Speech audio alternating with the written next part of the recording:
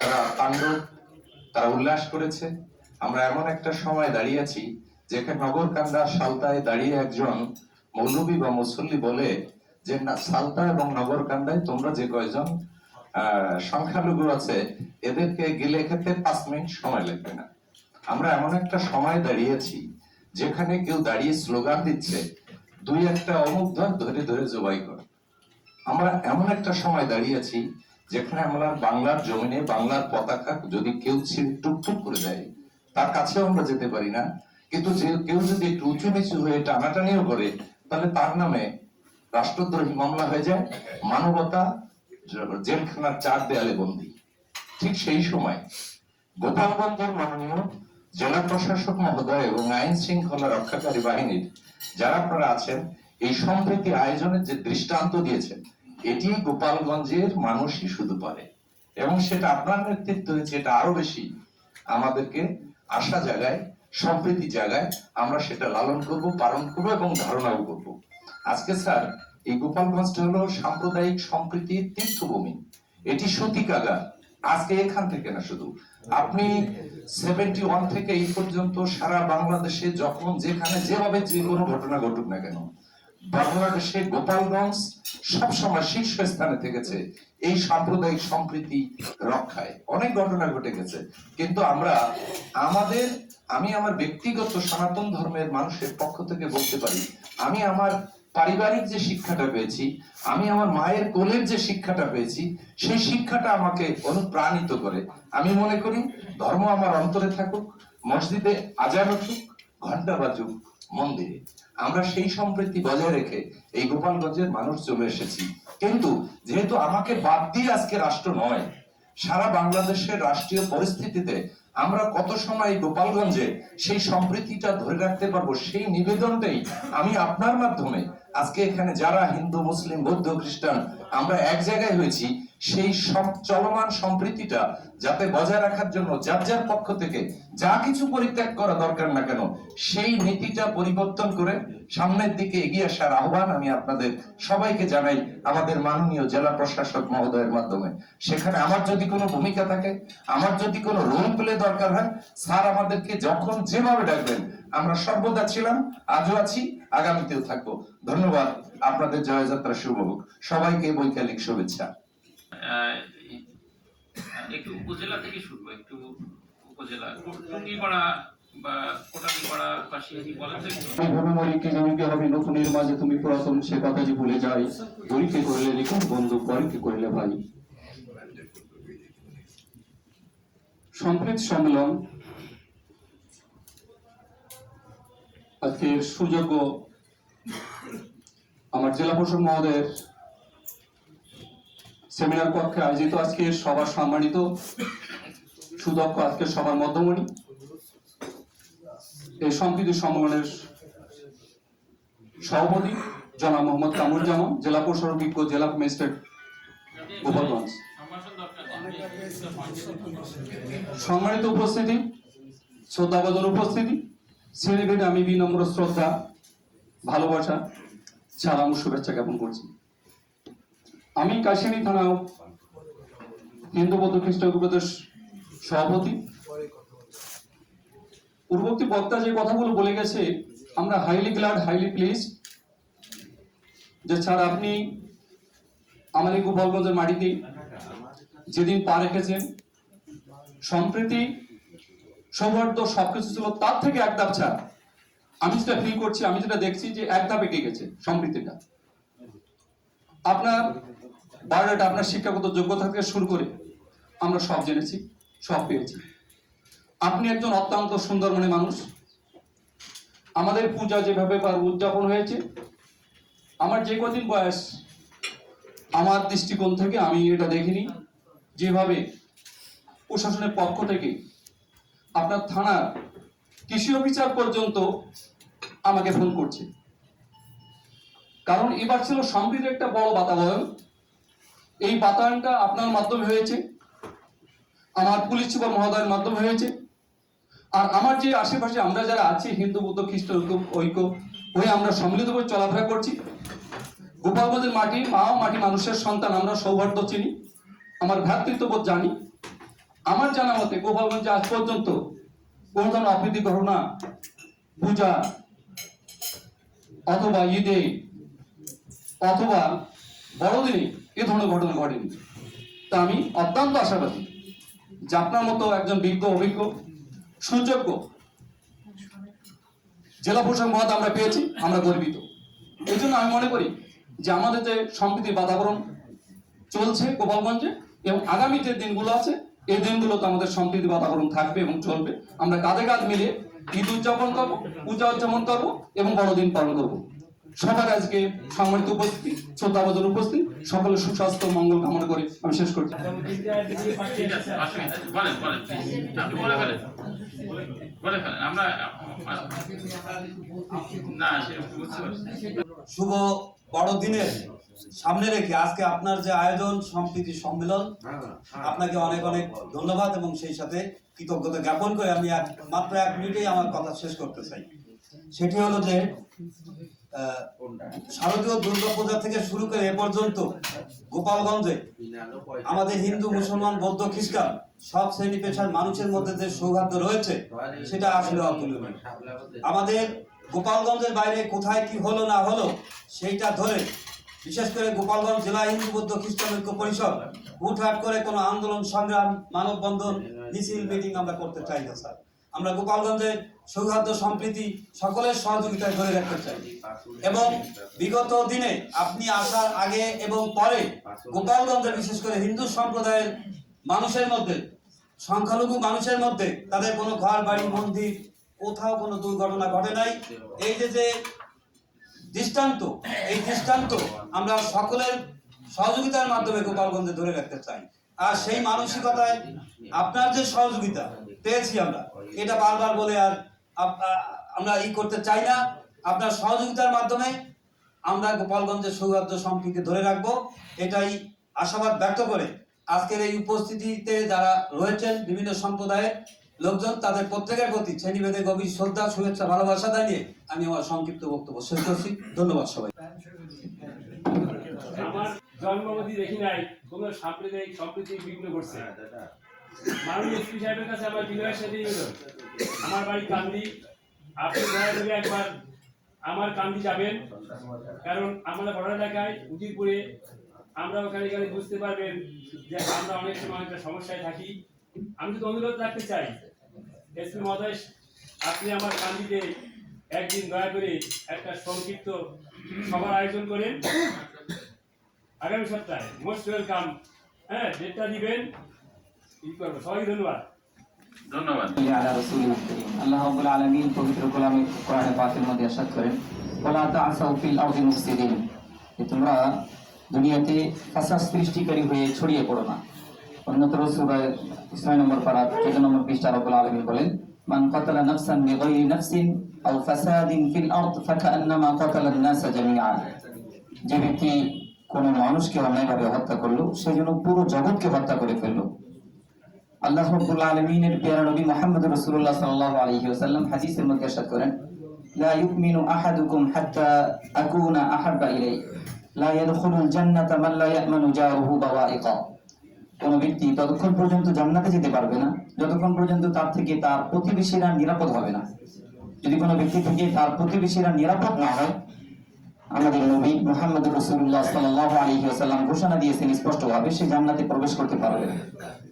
এই জন্য ইসলাম ধর্ম সবসময়ের জন্যই সম্প্রীতির ধর্ম এবং সম্প্রীতি বজায় রাখার ক্ষেত্রে সর্বোচ্চ তাগিদ দেয়।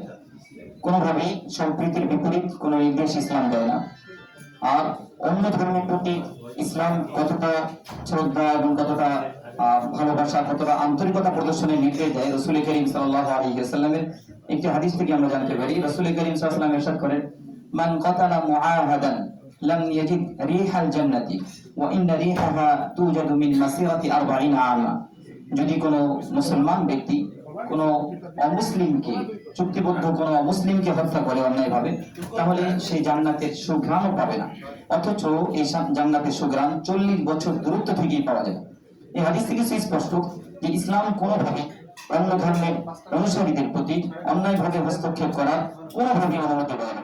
ইসলাম তো মানুষ কেন, কোন জীব জন্তু এমনকি গাছপালার উপরও অন্যায়ভাবে হস্তক্ষেপের কোনোভাবেই দেয় না। তবে যারা বিপদগামী হয়ে পড়ে যে কোনো ধর্মের, সেটা ইসলাম ধর্মের হতে পারে, সনাতনী ধর্মের হতে পারে, খ্রিস্ট ধর্মের বা বৌদ্ধ ধর্মের, যে কোনো ধর্মের হতে পারে, যখন তারা ধর্ম থেকে বিচ্যুত হয়ে যাবে, বিপদগামী হয়ে যাবে, কোনো ফাসাদ সৃষ্টি করার জন্য চেষ্টা করবে, তখন তারা কোনো ধর্মীয় পরিচয় থাকে না। আসলে যে সন্ত্রাসের কোনো ধর্মীয় পরিচয় নেই। যে অপরাধী সে অপরাধী, যে সন্ত্রাস সে সন্ত্রাসী, তার কোনো ধর্মীয় পরিচয় নেই। এই জন্য সে যে কোনো ধর্মের অনুসারী হবে, তাকে সম্মিলিত ভাবে সব ধর্মের মানুষ মিলে প্রতিহত করা, এটা আমাদের জন্য অত্যন্ত জরুরি হয়ে পড়ে। আমাদের দেশের শান্তি শৃঙ্খলা রক্ষার জন্য আমরা সম্মিলিত ভাবে যারা দেশের বিরুদ্ধে ষড়যন্ত্র করবে, দেশকে অস্থিতিশীল করার জন্য চেষ্টা করবে, আজকে বিভিন্ন ধর্মের দায়িত্বশীলরা রয়েছেন, তাদের সকলের প্রতি অনুরোধ করবো বিশেষভাবে যে যদি ভিন্ন কোনো ধর্মের, যে কোনো ধর্মের কোনো ব্যক্তি যদি বিশৃঙ্খলা সৃষ্টির জন্য চেষ্টা করে, তাহলে সম্মিলিত ভাবে আমরা তাকে প্রতিহত করার জন্য চেষ্টা করব। এটাই ইসলামের নির্দেশ। এই জন্য যতক্ষণ পর্যন্ত শৃঙ্খলার মধ্যে থাকবে, দেশের শান্তি শৃঙ্খলা এবং সম্প্রীতির মধ্যে থাকবে, ততক্ষণ পর্যন্ত তাকে সর্বতোভাবে সহযোগিতা করা ইসলামের চূড়ান্ত নির্দেশ। যখনই কেউ শৃঙ্খলার বাইরে যাবে, তো তখন তাকে এই শৃঙ্খলার মধ্যে আনার চেষ্টা করা, তাকে তার অন্যায় থেকে ফিরিয়ে রাখার চেষ্টা করা, এটাও চূড়ান্ত ভাবে ইসলামের নির্দেশ। এই জন্য সকলকে এই বিষয়ের প্রতি বিশেষভাবে নজর দেওয়ার জন্য, বিশেষভাবে বর্তমান পরিস্থিতিতে আমরা দেখতে পাচ্ছি যারা বিপদগামী হচ্ছে এবং যারা দেশের বিরুদ্ধে অপপ্রচার চালাচ্ছে, তাদের কাউকে যেন কোনোভাবে আমরা কোনো দিক থেকে সহযোগিতা সামান্যতম না করি। কারণ পাকের মধ্যে আল্লাহ তাআলা ইরশাদ করেন সূরা হুজুরাতে 26 নম্বর পারা 15 নম্বর পৃষ্ঠা, আল্লাহ রাব্বুল আলামিন বলেন ইয়া আইয়ুহাল্লাযীনা আমানু ইন জাআকুম ফাসিকুন বিনাবাইন ফাতাবায়ানু, যখন তোমাদের কাছে কোনো অন্যায়কারী কোনো সংবাদ দিয়ে আসে, তখন তোমরা সঙ্গে সঙ্গে সেটাকে গ্রহণ করে নিও না, তোমরা সেটাকে যাচাই করো, বাছাই করো। অন্যায় স্বাভাবিকভাবেই যারা অন্যায় করতে চায়, তারা এই অন্যায়ের কথাগুলোকে ছড়িয়ে দিতে চায়, আর ছড়িয়ে দিয়ে দেশে একটা অস্থিতিশীল পরিস্থিতি সৃষ্টি করার চেষ্টা তারা করবে। কিন্তু ইসলাম নির্দেশ দিয়েছে যে কোনো সংবাদ শোনার সঙ্গে সঙ্গে, যে সমস্যাটা বর্তমান আমাদের দেশের সবচেয়ে প্রকট আকার ধারণ করেছে, আমরা যে সংকটের মধ্যে পড়েছি, গুজবের সংকট, যে কোনো জায়গা থেকে যে কোনো কথা আসছে আর সেটাকে আমরা চালিয়ে দিচ্ছি কোনো ধরনের কোনো যাচাই বাছাই না করে, বিশেষভাবে সামাজিক যোগাযোগ মাধ্যমে এই সমস্যাটা সবচেয়ে বেশি তৈরি হচ্ছে। নির্দ্বিধায় আমরা কমেন্ট শেয়ার করে বিভিন্ন জনের কাছে পৌঁছে দিচ্ছি, আর এটাই আমাদের শান্তি শৃঙ্খলা রক্ষার জন্য সবচেয়ে বড় কারণ হয়ে দাঁড়াচ্ছে। এই জন্য ইসলাম কোরআনে পাক স্পষ্ট নির্দেশ দিয়েছে, কোনো ব্যক্তির পক্ষ থেকে কোনো কিছু আসলে, চাই সেটা সরাসরি আসুক বা কোনো যন্ত্রের মাধ্যমে আসুক, তোমার যাচাই না করে কোনোভাবেই সেটাকে প্রচারের জন্য উদ্যোগী হওয়া মানে সরাসরি অন্যায় সহযোগিতা করা। এই জন্য আমরা এই বিষয়টাকে সবচেয়ে বেশি গুরুত্ব দেওয়ার চেষ্টা করবো। গুজব প্রপাগান্ডা কোনোভাবেই যেন কোনো ধর্মের মানুষের মাধ্যমে একের কাছ থেকে অন্যের কাছে ছড়াতে না পারে, এবং আমাদের দেশের শান্তি শৃঙ্খলা যেন আমরা যেভাবে পরস্পর সহযোগিতার সঙ্গে আমরা সামাজিকভাবে শান্তি শৃঙ্খলা রক্ষা করে বসবাস করছি, আমরা আশা করছি আমরা এইভাবেই যুগের পর যুগ চলতে থাকবো, এবং আমাদের দেশের স্বাধীনতা সার্বভৌমত্বের ক্ষেত্রে আমরা সদা সজাগ থাকবো, এটা যেন কেউ কোনোভাবে হস্তক্ষেপ করতে না পারে। সবশেষে আমি সকলকে শান্তি ধর্ম ইসলামের দাওয়াত দিয়ে আমার কথা শেষ করছি। আসসালামু আলাইকুম ওয়া রাহমাতুল্লাহ। আমাদের পরিচয় আগে হলো আমরা এদেশের নাগরিক, বিভিন্ন ধর্মের অনুসারী আমরা এখানে এসেছি। যারা যে ধর্মের অনুসারী তারা সেই ধর্মটাই পালন করবেন, এটাই স্বাভাবিক। এজন্য তাদের স্বাধীনতাও আছে। ইসলাম এ ব্যাপারে একটু ঘোষণা দিয়েছে লা ইকরাহা ফিদ্দীন, ধর্মের ব্যাপারে কোনো বাড়াবাড়ি নেই। একের প্রতি অপরের চাপ দিয়ে মানে তার প্রতি বাড়াবাড়ি করা, এটা কোনো ইসলাম সাপোর্ট করে না। আল্লাহ পাক বলেছেন লাকুম দীনুকুম ওয়ালিয়া দীন, তোমার ধর্ম তুমি পালন করতে পারবে, আমার ধর্ম আমি পালন করতে পারি, এটা স্বাধীনতা রয়েছে। সুতরাং কোন ধর্মেই আমার মনে হয় না যে অন্যের ধর্মে বাধা দেওয়া বা অরাজকতা তৈরি করা এটা সাপোর্ট করে না। সুতরাং কেউ যদি করে তাহলে তিনি যে ধর্মের পরিচয় গ্রহণ করেন আসলে সেই ধর্মের অনুসারী বলে আমি মনে করি না।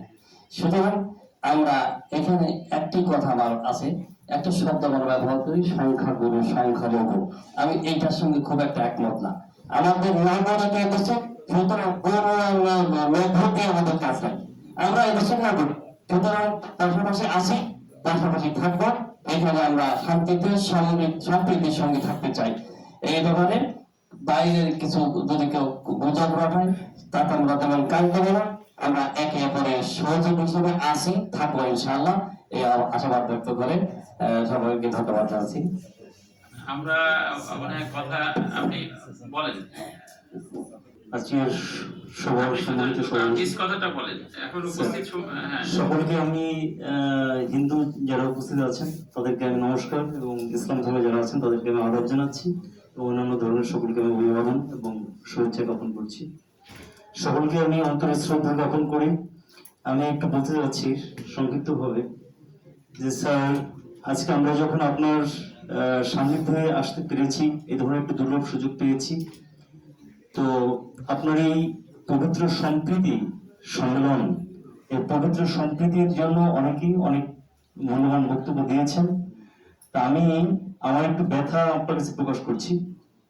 এই সম্প্রীতি আমরা আদিম বাংলাদেশের জন্মলগ্ন থেকেই আমরা এই স্বাদ পেয়ে আসছি, কিন্তু এই যে আমাদের একজন শ্রদ্ধেয় হুজুর বলেছেন, উনি খুব সুন্দর একটা কথা বলেছেন, আমার খুব ভালো লেগেছে, যে দুষ্কৃতিকারী সে যে ধর্মেরই হোক না কেন, সে তার পরিচয় কিন্তু দুষ্কৃতিকারী। সে কোন ধর্মের লেবাচে, যে ধর্মের লেবাচে আসুক না কেন, সে আসলে তার প্রকৃত পরিচয় হচ্ছে সে দুষ্কৃতিকারী। তা আমার উপজেলা হচ্ছে কাশিয়ারি, ওখানে আমাদের একটি সনাতন ধর্মের একটি শ্মশান রয়েছে যেখানে মৃত ব্যক্তিদেরকে রাখা হয়। তো সেই জায়গাটা একজন দুষ্কৃতিকারী এবং ওই স্থানীয় একজন ভূমিদস্যু দ্বারা আক্রান্ত হচ্ছে। তো যেটা আমার এক্সট্রিমলি পেইন। নাম কি জায়গার নাম? স্যার, কাশিয়ারি উপজেলা মহেশপুর ইউনিয়ন টিয়ারডাঙ্গি গ্রাম। তা আমি অলরেডি আমাদের কাশিয়ারি উপজেলা ইউনিয়ন স্যারকে আমি অবগত করেছিলাম অ্যাপ্লিকেশনের মাধ্যমে। পরে উনি সম্মানিত গ্রামের নাম কি বললেন? টিয়ারডাঙ্গা স্যার, টিয়ারডাঙ্গা,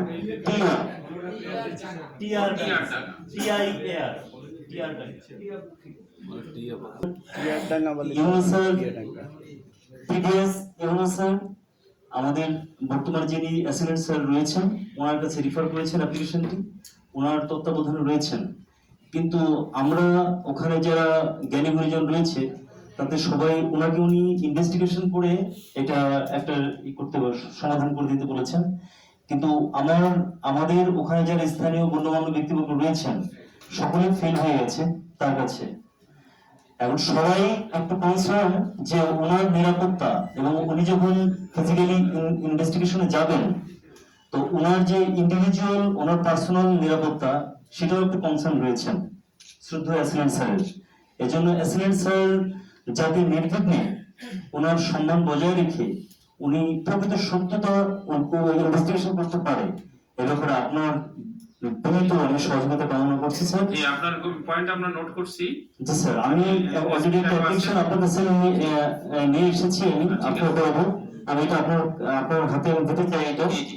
জি স্যার, তো স্যার আপনি এটা একটু আমাদেরকে রক্ষা করুন প্লিজ স্যার। দুইটা উজ্জ্বল তারকা এসেছে, সে দুজন আমাদের সামনে। সম্মানীয় ডিসি সাহেব, আজকে তো আপনার অফিসের মিজান সাহেবের অফিসে কয়েকজন বলতেছিল আপনার তো আইসেন, আপনার সাথে বাড়ি মিল হবে, এত ভালো স্যার। ওনার রুমের থেকে বেরোইছে সাংবাদিক, সে আছে নাকি, সে বলতেছে জান ভাই আপনার সাথে মিলবে না, খুব ভালো আপনার কথা। তো যাই হোক, দোয়া করি, সবাই মিলে দোয়া করি। আর সবচাইতে বড় কথা, ধর্মীয় অনুশাসন ছাড়া কোনো ক্রাইম